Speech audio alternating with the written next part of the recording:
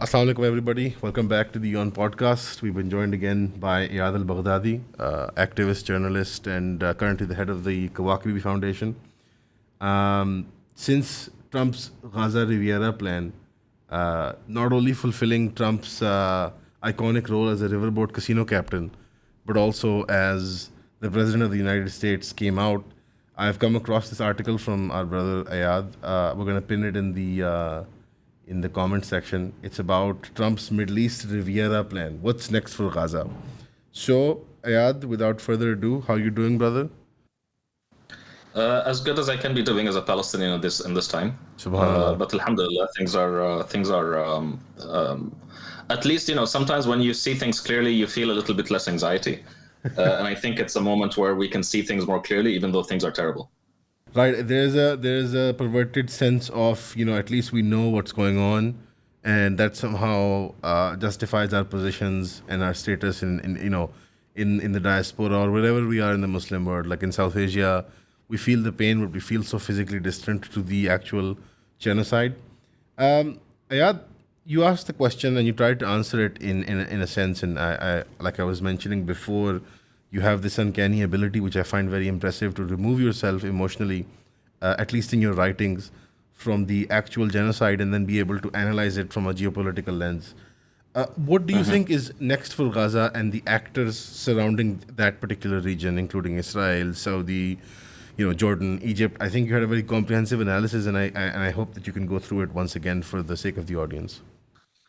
Yeah, I mean, it's so one of the things that I know that is kind of a superpower of mine, of my brain, the way that it's constructed, is this ability to do pattern matching. I'm able to like compress a lot of information, collect a lot of information, and then give you the big picture analysis. And partly it's that you have to kind of go through the emotions to the other side, go through the grief, go through the kind of speed run it. And partly it's because I have an autistic brain, and there's some things that it does very well. So you have to kind of work with the brain that you have, that God gave you. When it comes to what's next for Gaza, I think it's the same things that Netanyahu and his government were saying during the Biden administration, and we said at the same time, at that time, that you take them at their word. They want to ethnically cleanse Gaza. This is a genocide. They want to take it over. They can't see for them, it cannot be victory unless it is completely broken, completely dominated.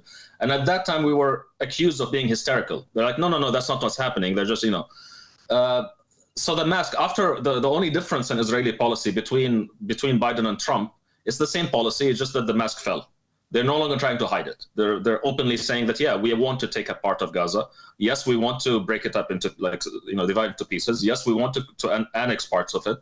And yes, we want, now they're calling it voluntary migration instead of saying ethnic cleansing. So there's nothing, fundamentally speaking, it's nothing that changed. It's exactly the same plan that Israel had from the start. It's just that it's a different region. It's a different world around it. So for example, Syria, the events in Syria have, of course, complicated the geopolitical picture a lot. Events in Lebanon, of course, as well, related to that. Also, Trump being in the White House, of course, is a big change. Even though I think it's a double-edged sword for Israel, in ways that I think we will come to explore. But like I said, in the piece that you have referenced, which kind of came out on the Kawakibi website, also went on Instagram, and it was originally a thread on Twitter. At the end of it, I say that this is going to be a very difficult make or break period for the Palestinian people, and we have to survive it. In what shape are we going to survive it? I'm sure that we're going to be far more traumatized. We're going to be far more radical. And you can see that there are like beginnings of social breakdown in Gaza, which is, to be honest, is impressive that a people can be subjected to so much violence, to so much trauma, and they can still function as individuals, at least at the minimal level. And to be honest, I remember so many conversations I've had with people here in Norway, and I'm not talking about people who are like Norwegians who don't know Muslims. I'm talking mostly about people of an Islamic background or a Muslim background, and they're like, looking at Gaza, we lost faith. How is it that they come from under the rebel and they say Alhamdulillah?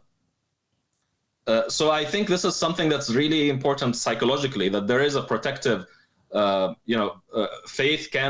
faith can be protective when it comes to people's trauma. We shouldn't fetishize it, of course, because it is still trauma, and these people are going through hell. Unfortunately, this is the reality that I see right now. It's dark, but maybe it's better if someone tells us it is dark, prepare to survive. You have to survive, rather than to say, hey, resolution is just around the corner and there's going to be a peace around the corner. It's like, this is not the Israel that we live with right now. Right, that is with regards to the immediate situation of the people of Palestine. But you see this sort of posturing by Israel where there is a split in the population consensus. We're told a lot about how the Israeli government is unable to justify its existence as a Zionist entity without a successful genocide or ethnic cleansing. But at the same time, we do see some sort of war fatigue. I wouldn't describe it as a moral split about how there's a segment of Israeli society that doesn't want to participate in the genocide. I just describe it as war fatigue. Would that be an appropriate description of what the Israeli society is facing right now? And will that war fatigue amount to anything in terms of actual political change with regards to the policy in Gaza?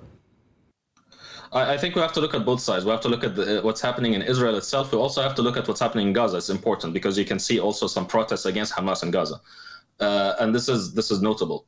But starting with Israel, Israel now is more unapologetic about its position or what it is. I mean, there was a period of time early in Israel's history, like if you look at what the founders of Israel in 1940s, 1950s were saying, people like Menachem Begin, for example, who there was an incident. I don't have it in front of me. Otherwise, I would have read it for you. But there was an incident also near the border with Gaza in the 1950s where Begin, who was like the defense minister at the time and like one of the founding figures of the early state of Israel, where there was a soldier who kind of went too close to the fence and he was kind of like ambushed or kidnapped by Palestinians in Gaza, taken back. And then, in the morning, Begin is given, or a few days later, he's giving a speech. He's explaining to his soldiers why you need to get used to this. And one of the things he said, like, of course they're going to fight us. We took their land. We stand on their land. Our presence on this land, I'm paraphrasing, of course. I don't have it in front of me. Our existence on this land is concomitant. It's basically conditional upon us constantly fighting them. Right. We have there's this idea that, there is a possibility for a liberal kind of internationalist two-state solution and we're going to live with peace. He was not in delusion about that. He's like, it's us or them. We came and took their land. Of course, they're going to fight us. Get on your side because it's an ethnic war. Get on your side. Get on the side of your ethnicity and your identity. And that's it. This is the rule over here. This was the founding... these are the founders of Israel. This is like they were not in delusion about what this is. Later on, with the 70s, 80s, 90s, and then after that, the Oslo peace process, there was a different narrative that was coming out. Basically, people who are like, the second generation. They're not basically people who were fighters or soldiers during the so-called War of Independence. And they adopted a different language, a language basically that we have to coexist, and we have to find a way to give Palestinians some kind of accommodation, etc. And they were always iffy about the question of Palestinian statehood because they know that actual Palestinian statehood will be a threat, like a geopolitical threat to the state of Israel. What we see after October 7th is that Israel is going back to the same spirit or the same lack of delusion, let's say. This idea that actually we want peace and etc. That's you will hear it from a lot of Israelis, and some of them are genuine. But then when it comes to when we look at the country, we're looking at the majority and the mainstream. And the mainstream is this is how we win. This is the only way for us to exist. It's not only to beat the Palestinians, and expel them and etc. It's also to make sure that everyone around us is completely either broken or scared of us. Which is to say that what we did in Lebanon is justified, what we're doing in Syria is justified, and if everyone else tries, they should also see. Gaza should be a script for us, for our existence in the region. Anyone does anything to us, this is what happens to them. It should become clear.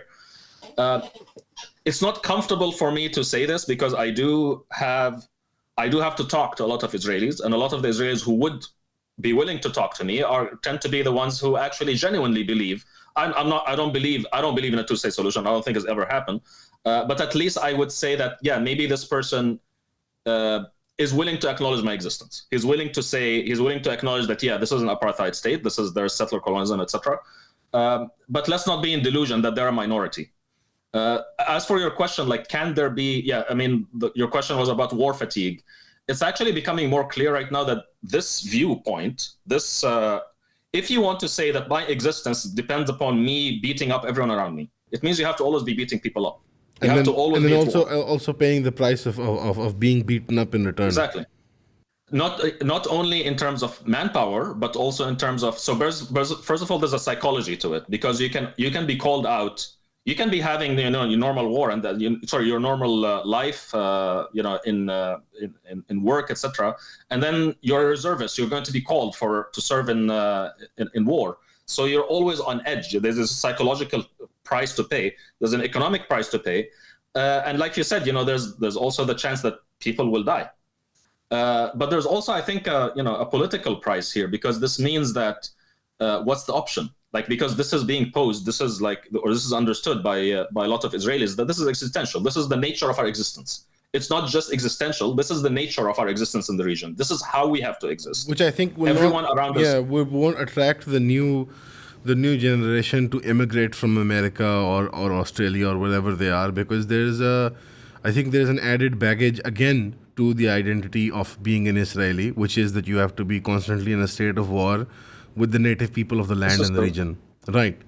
Of course, they don't consider us to be the native people. This is the thing, because you might think that the new generation rejects that, but in my experience, at least, a lot of the social system in Israel has become a radicalizing system, and in many countries in the West, young people tend to be more liberal. They vote more to the left. This is not the case in Israel. In Israel, actually, it's the older people who will tend to be more, voting to the left. Right, actually, so the people from the 70s and 80s, the hippie-dippie types who wanted to make communes in Israel or whatever, on occupied land, they wanted to make like humanist communes. And I know that type.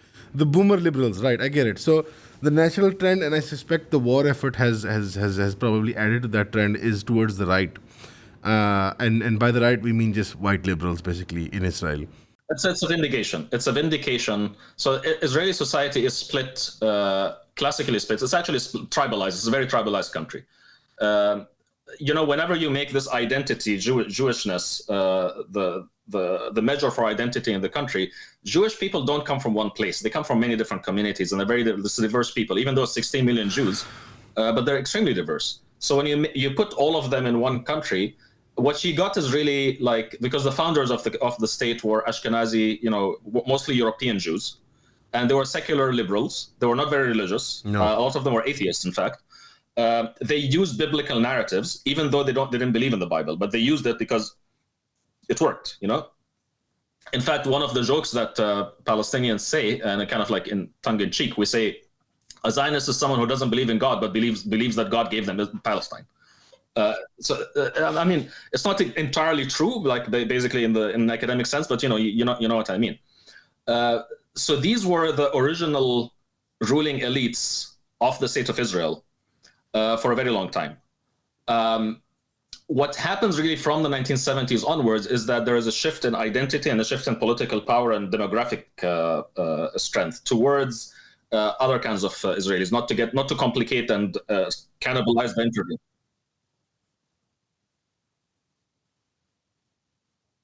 And what we're looking at right now is that I'm not sure the date, but I think in 30 years, 1/3 of all Israeli Jews are going to be ultra-Orthodox.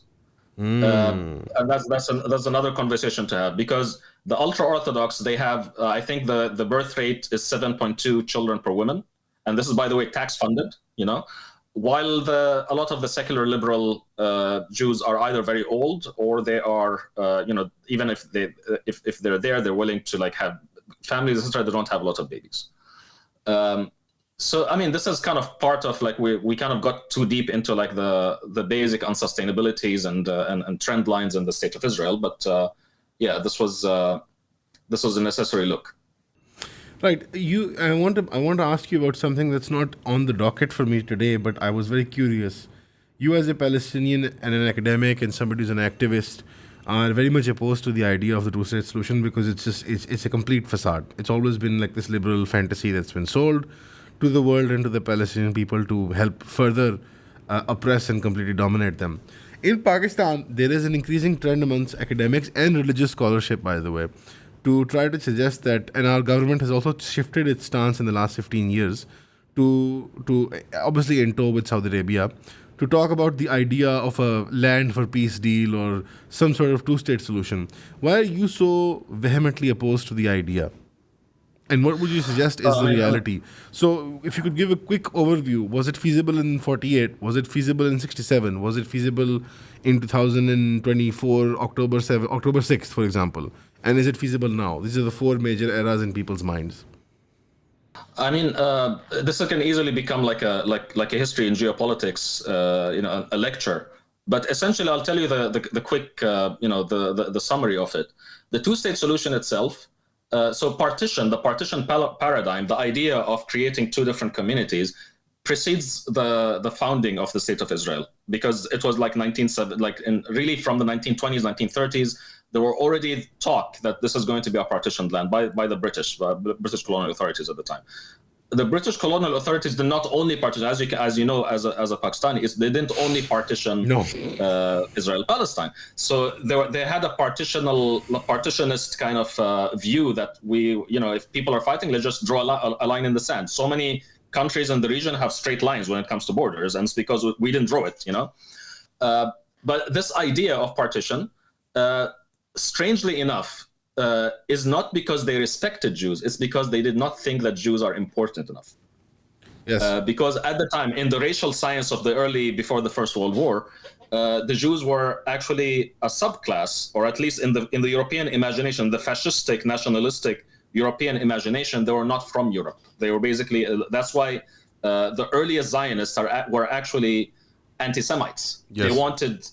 They wanted the idea of a Jewish state so that Jews can leave Europe, so that they can expel them somewhere else. But not to get into the weeds of it. But like I said, the partition idea, the idea of partition basically existed even before. There's something also to note, which is that when Israelis, let's say this is before Israel, so we can't call them Israelis. When Jewish migrants came to Palestine during the British Mandate period, they did not integrate. So, for example, if you want to move to America, you were not going to the wilderness and create your own city. You would go find an American city, and you will go and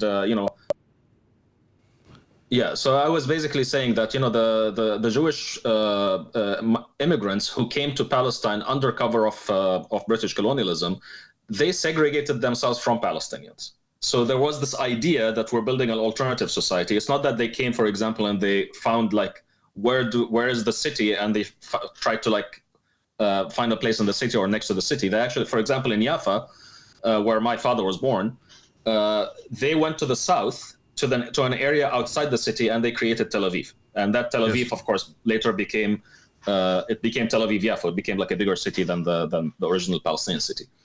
So there was this idea of segregation, the idea that we are not there to coexist with you or to build a society with you. We are there to build an alternative state, an alternative project, an alternative nationalism. The idea of not to make this like a lecture of history, because you asked a very specific question, like was it ever possible? The thing about the core issue that I think people don't tune themselves to is that for you to have a secure state, it needs to have defensible borders. A secure state has to have borders which are coherent and defensible. When states do not have defensible borders, they become vassals of other states, of stronger states, or they become mired in crisis, or they become extremely hostile. This is what's happening in Russia, for example. Russia, because it lacks defensible borders, it became very hostile, and it's like going and starting wars. in a certain sense, Israel has always existed. This is what we call geopolitical anxiety or geopolitical insecurity. When a country becomes geopolitically insecure or a regime becomes insecure, a lot of the time it becomes aggressive. In the case of Israel, there was this delusion. Of course, like I said earlier in the interview, the earliest founders of Israel were not in delusion about what the cost of their existence in the region is. Later on, when we had liberal internationalist paradigms, we got this idea that actually geopolitics don't matter anymore.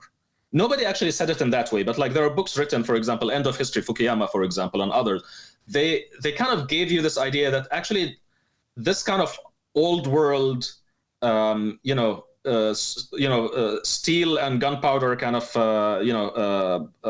geopolitics, where you say like actually war is on the agenda always. That doesn't matter because now we are in a post, in a kind of like a liberal internationalist world. The world is not going to allow borders to change, without agreement, etc. And I think what we have since really, for not it's happened, I think before October 7th, but we're back to a moment of reality. Which is to say, you can't ignore these things. You can't ignore borders. And the fact is that Israel, if you look at Israel, if you pause the video and basically try to look at the borders of Israel as without the West Bank and Gaza, and without the Golan Heights, and you look at try to get a topography map so that you can see the elevation. Israel becomes a very thin country, 9 kilometers wide at the thinnest. 9 to 10 kilometers wide at the thinnest, and it's a coastal country. And on top of it, into like when you move away from the sea, from the Mediterranean, you have the highlands, and the highlands are inhabited by who? By Palestinians who were kicked out of the coastal plains. So you're suddenly a country which is mostly founded by people by European Jewish settlers, and also of course by lots of Jews that came elsewhere from the rest of the world, especially the Middle East. But you're basically displacing. You took the coastal plain. The coastal plain is still like the core of Israel.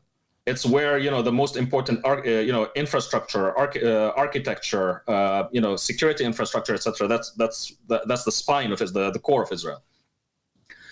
So in other words, what I'm trying to say is that an Israel which is based on 1967 borders would not have easily defensible borders. It will not actually have defensible borders. This is not only me who's saying it.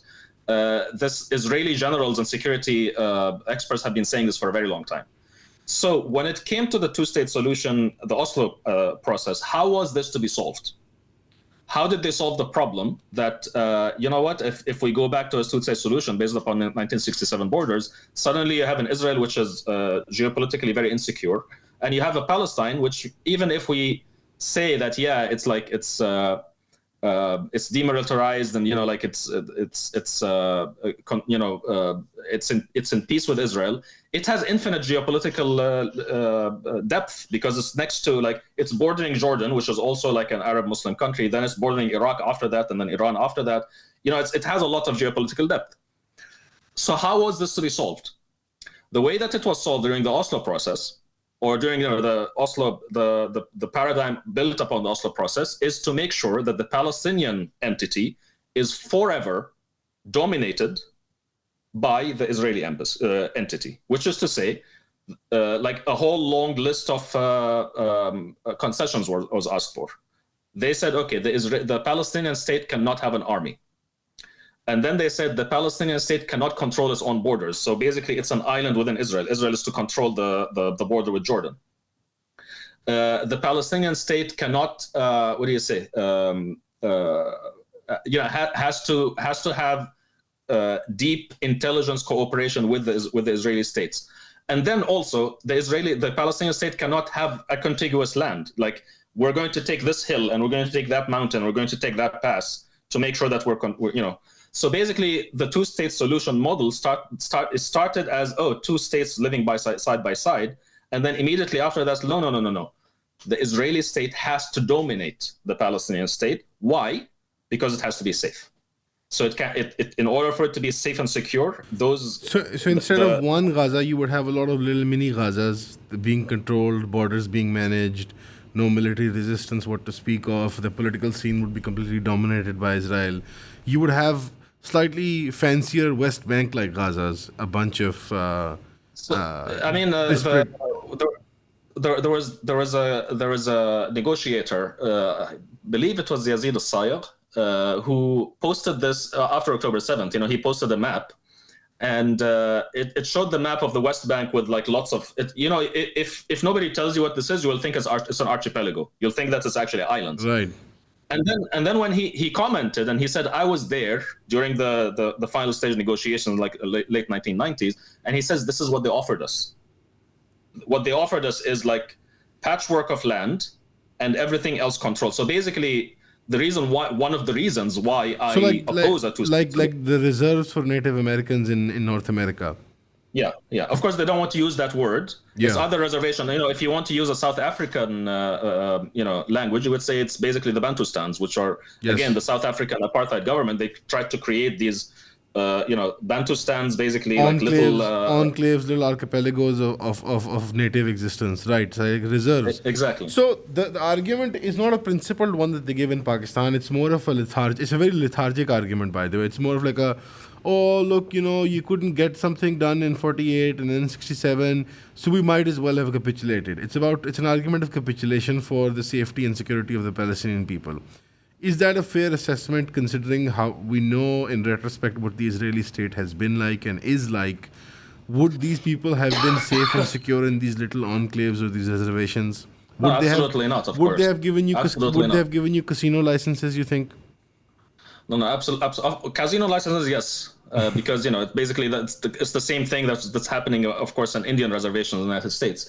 But the idea here is that if you think so, the other side of this is the psychology of the Israeli state. So it's not only a state that will be feeling insecure; it's also a state built by genocide survivors, literal genocide survivors. Yes. It's true that the state of Israel and Zionism in general weaponize the memory of the Holocaust. Absolutely, they do. But also, there is a part of the Jewish psyche which actually is always worried about extermination. They're always worried that actually there's only 16 million of us, and also worried like they carry the trauma of being displaced, for generations and centuries.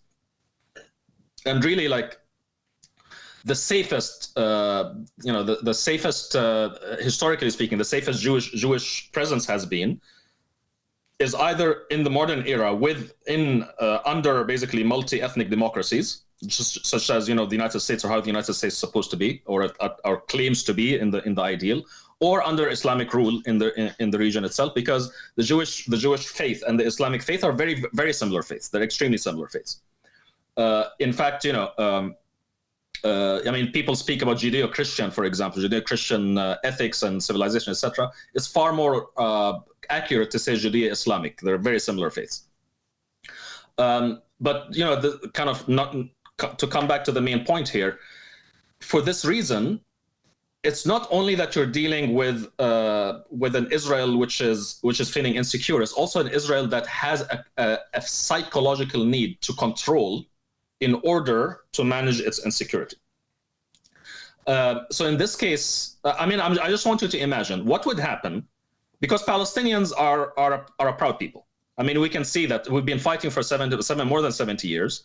Many things have changed in the region, and I think I mentioned this in the first interview with you. Many things have changed, like the regimes have changed, the superpowers have changed. Britain used to be an empire, and now it's like basically, what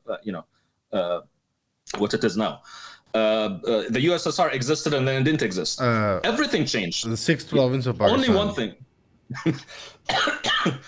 Only one thing has been constant. Palestinians have been fighting. Yes. Generation after generation, we have been fighting. So this idea, you can maybe compare it to a sunk cost kind of mentality, but basically the idea is that we actually say to ourselves, like, we're not going to fast. يعني صام وفطر على بصلة. That's what I say it in Palestinian Arabic. We're not going to fast and then break our fast. When you fast for a long time, you want to feast. You're not going to break your fast on an onion, right? Right. So that's how we say it. But again, it is a feeling of historical injustice, and it's a feeling of dignity.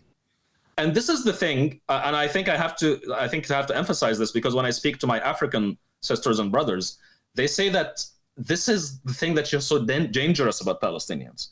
It's because they didn't give up. It's because this has happened many places in the world where people can get displaced, people get genocided, The difference with us is that we never stopped fighting. We never said yes. What do you feel like when Muslim, like specifically speaking to Pakistani brothers and sisters, scholars, academics, activists, journalists, and the like? What does that make you feel like when you hear them say that for the sake of the safety of the Palestinian people, the 7th of October should have never have happened. You should have capitulated in 48 or 67 or during the Oslo peace process or whenever. What does that make you feel like? And not in an emotional way. I mean, what is the more detached response that you would give to them, and what is the more emotional individual response that you would give to them? I mean, the detached response would be that they don't understand the nature of power. They think that if there's someone who's fierce against you, someone, for example, walks in the door and he's like, I want to rob everything, I want to rape everything, and then you have a gun, and if you let the gun down, you're safer. This is a pathology. It's a pathology. The idea that if you actually let someone is coming in to take everything you have, and then you put your gun down, you're safer. That's not what happened. Actually, there was a famous interview with, I believe, I can't remember who it is. I think it was Ahmed Yassin, founder of Hamas. Right. And he was talking because he lived in, I think he used to live in Gaza. And he was like a young man in 1950s. And he was talking about how after the occupation, there are lots of people who had guns in Gaza. And then when the Israelis came in, I think this is after 1967, after the occupation of Gaza, after the Naksa, after the defeat of Egypt, because it was Gaza was administered by Egypt. Yes. And he talked about how the Israelis walked in, blew up a few houses, and they said everyone who has weapons, give them up. And then lots of people gave up their weapons, thinking that they're going to be safe. This is the thing. When you give up your weapons, you don't become safe. When you give up your power, you are actually disempowering yourself. You're actually saying that, hey, you can do whatever you want to me. The real peace is built upon you being powerful enough that you cannot be ignored. We have to have this conversation about power, I think, because we have, again, like part of the modern kind of neoliberal delusion is that power doesn't matter anymore. But it does. Right. It does a great deal. So that would be the colder, sort of more detached Iyad, who is trying to understand what power is and what it does and how it can be resisted through violent political means as well. What would be Iyad, the individual that I know who's an absolute softie? What would you say in a desi sense, in the drawing room setting, with a belly full of biryani? What would you say to that to someone who is insisting on the Palestinian people giving up? I mean, to be completely honest, I would walk out the room. I mean, basically, wow. I would say be ashamed. You have to be ashamed of yourself. You have to be ashamed of yourself. And when you are talking to a Palestinian, let the Palestinian experience speak. You don't speak on our behalf. We're the ones who are fighting. We're the ones who are dying. We're the ones who are suffering. And we're the ones who've been fighting for generations. You don't come and tell us. We don't fight according to your own logic. We don't fight according to your own. We don't resist according to your own, worldview.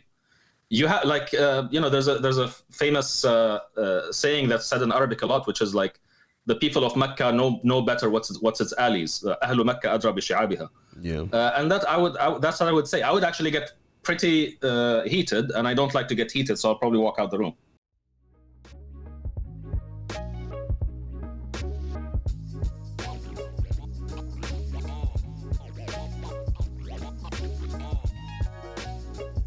So coming back to the regular programming, now we're back on YouTube. All right, we'll wrap it up in like 10 minutes. There's another guest, but all right, give me 5 minutes. My brother is laughing on the side.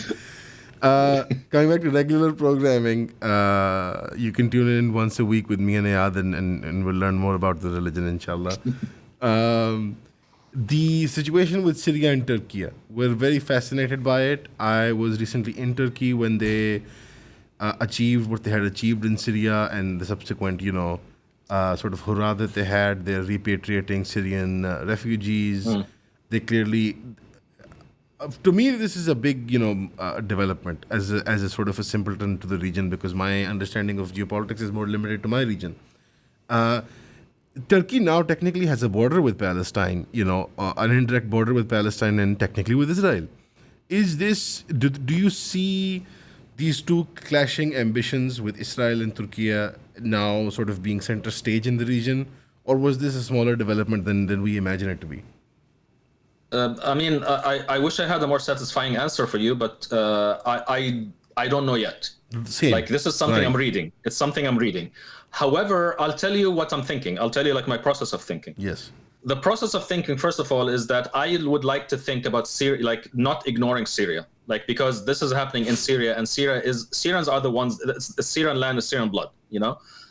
So we should not easily make this into a proxy war between Israel and Turkey, and ignore that there is 40 million Syrians, Right. 40 something million Syrians, you know, in the middle. This is their fight as well. This is actually first their fight.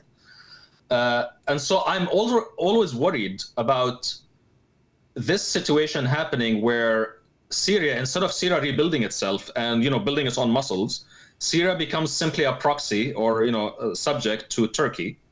And Turkey in that case, so there's some, this is the second, I think we're going to the second point, which is that, I mean, I love Turkey. I love Turkish people, and I respect them deeply. And I respect, you know, Turkish culture as well, you know, not only modern culture, but also like historically. But I feel like there's something wounded in the Turkish identity, in the modern Turkish identity, which can see them shift a lot. So you can see, for example, a lot of happiness when Assad fell, but when the Syrians were there in Turkey, they were subject to a lot of racism. Yes. Like really, really vile racism. Yes. And so there is something in me that says, don't overly trust Turkey as a state to constantly center your fight. I'm talking to Syrians right now. Fair enough. And also, I think that's not characteristically just Turkey. Any other nation state outside of yourself, I think, is a fair enough. This is true. Yeah. I mean, this is true, but again, I mean, if you want to, I mean, I took it in a psychological way, but also there's a geopolitical way, which is that, you know, in a certain way, yes, Turkey is in a very good position right now to be a hegemonic power in the region. Yes. It's not only bordering Israel, as you can say, basically a security border, if we consider Syria to be part of a security perimeter. In a future disastrous scenario where, you know, like, because we started the conversation talking about the Gaza plan, the Riviera plan. And I mentioned in that there's two Arab regimes that are at risk of falling apart if this happens. Egypt and Jordan. And I said, right? Jordan, yeah. So imagine a situation where Jordan, there's like a big, you know, collapse. There's a huge collapse in Jordan. Suddenly you have Turkey. The Turkish security perimeter now borders Saudi Arabia. Right. And that, again, is something that, of course, Saudi Arabia would not want to happen. So geopolitically speaking, you know, what's happening in Europe with you know, with Trump basically kind of stabbing Ukraine in the back, you will see. I don't know if you've noticed, but there's like a 2-week period where Erdogan, every second day, he was talking about, we have the biggest army in Europe. Yes. We can secure Ukraine's security. Yes. We should be part of, like, he even started saying we should be part of the EU. And you had Trump even acknowledging his achievements in Syria and sort of, you know, patting him on the back, even with Netanyahu sitting right there. So, exactly. So there is a huge opportunity for Turkey right now to become one of the underwriters of European security. Yes. To become one of the pillars of European security. That puts Turkey in a very, very strong position. So you have to ask the question, if Erdogan or whoever is running Turkey has a situation, either I can start a war with Israel, which can be devastating and not clear when I'm going to win, or I'm going to invest my political capital in this project of becoming a pillar of European security. I don't know, like, Europe does not want this, of course. Then there might be some compromise and the Syrians are not going to come out on top, you know? Yes. So for this reason, I think Syria has to rise on its own feet. It has to build its own muscles. And do you think Syria has the capability and the resources and the gumption, the new Syrian regime, to build not maybe a particularly religious identity, but a very functioning, self-dependent sort of, easily defensible state? I mean, it's complicated a lot by what Israel has done. Israel was betting on Assad to keep Syria weak. Assad did a very good job of keeping Syria weak. Yes. Now that Assad is gone, Israel has taken over the task of keeping Syria weak. Yes. the thing about, there's something that I think many people miss about Zionism. I think we need to talk about what Zionism is. Zionism is not just a vision for Jewish people. No. Zionism is a view about how the world should function. Yes. According to this, every minority should live in a fortress. Whether you are, the Jews should live in a fortress called Israel. The Christians in the Middle East should live like, for a very long time, Israel supported the idea of a Christian state in Lebanon, for example, right. like the idea of, the Kurds should have their own, they're also persecuted and stateless. They should live in their own fortress. The Druze should Alawites live in, yeah. Exactly. So it's a vision, and this is a very dangerous vision because, it weaponizes, it talks about minorities as if the majority is always savage. Like, even if you look how Netanyahu speaks about the region, he talks about civilization and savagery, or like this is savage, they're barbarians, and we are the only people who are civilized. So this is the image. The image is fortress, and then there's a field of devastation, and then the other fortress. Like this is Israel's view of the region. For this reason, and Syria being a very ancient place in the world, it has so many different minorities. Like yes, Sunni Muslims are a majority, but it has many minorities, and the minorities are different in a certain sense from, let's say, minorities in America. Like, right. Minorities in America can say, we're immigrants. Everyone's an immigrant, including the white people who are also immigrants. In Syria, it's not. In Syria, everybody's from there. Everybody's can trace their heritage 3,000, 5,000, 10,000 years, right? So you can't say they're not from here. Everyone's from there, right? So it's very important. If you want to foil, what Israel is going to try to do is destroy your national unity. It will try to play on your differences and try to boost multiple satellite pseudo-Israels everywhere. The Alawites should have their own state, and the Kurds of Syria have already chosen their lot. They're basically now with the government, basically right? behaving like the British, basically. It's a little bit more. It's coming like the British. For the British, it was cynical, but for Israel, it's actually coming from a place of psychology that says this is how the world should work, because this is the way that we can survive. It's not just a divide and conquer thing. Exactly. And so this is why it's very important. Like you asked the question, do they have what it takes in order to build Syria? And I think they absolutely have the ambition. What I worry about is that their management of national unity really needs to be a lot more. They need to work a lot more on that, because Israel absolutely will exploit it. It already started exploiting it. Right. And we can hope for the best for the Syrian people and for the Sham in general. We sort of hold a lot of religious sentiment for the Sham, more so than people in South Asia would realize. But they have come to realize through the advent of the internet and democratization of religious texts that there is a significance to the Sham in our religious identity, as well as in the cultural context of the here and now. We've seen the fiercest resistance to occupation and to external rule in the Sham. It remains to be seen, like you said, whether or not their ambition can be matched by real practical conditions on ground. But the Muslims in the West, who have been fairly active throughout all of these conflicts, are a subject that are often ignored by us in the global South, for example, quote unquote. And by the West, I mean specifically Western Europe and North America and Canada and what have you. Do you think that their position is in a worse off state since the war on terror, or is it better off? The war on terror or October 7th? Like both of these, would you, when contrasting and comparing, are they? So the war on terror, I mean, the war on terror absolutely was a disaster to Muslim community building. In the West? In the West, yeah. I know for a fact, because I know some of these people who worked for generations. They're really, really great people. And, it was not their choice to end up in the West. A lot of them were refugees. They simply couldn't, they had nowhere to go. And they went there and they used the margin of freedom that they had, and they built mosques, they built schools, they built communities, they built political power, institutions, universities, etc. And they did something really great. And they believed, maybe this was a little bit naive, but they believed that, okay, this is a constitutional order, and we're going to be safe, and it's a nation of laws, etc.